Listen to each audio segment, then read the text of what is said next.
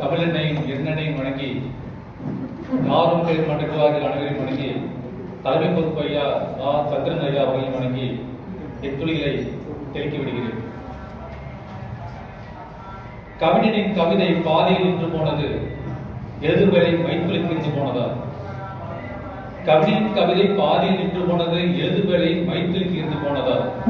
சிறுபுள்ளின் கிரீடம் பனித்துளி, சிறுபுள்ளின் கிரீடம் பனித்துளி. சிறுதுளி பெருவளம் என்பார்கள், சிறுதுளி பெருவளம் என்பார்கள். இந்த பெருமழை கூட சிறுதுளி தான் ஆரம்பிக்கிறது.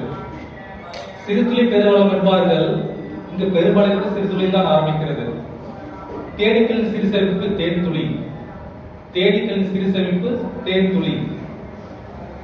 குடிநீரை வீணாக்காதீர்கள் என்ற பதாகையின் கீழ் துளி துளியாக வீணாய் கொண்டிருந்தது குடிநீர். குடிநீரை வீணாக்காதீர்கள் என்ற பதாகையின் கீழ் துளி துளியாய் வீணாய் கொண்டிருந்தது குடிநீர். ஓர் உயிரின் இழப்பை பல கண்ணீர் துளியில் நிரப்பினாலும் அது நிரம்பாது.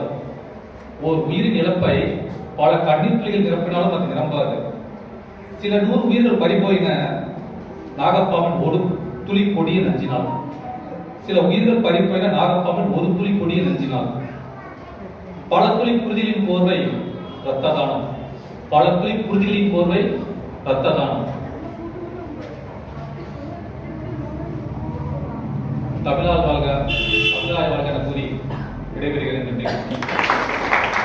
அருமை, அற்புதமாக தொடங்கினார். தமிழ் அன்னையும் தன் அன்னையையும் வணங்கினார்.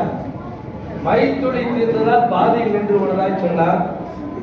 குடிநீரை வீணாக்காதீர் எனும் பதாகையின் கீழ் துளி துளியாய் வீணாகிறது குடிநீர்.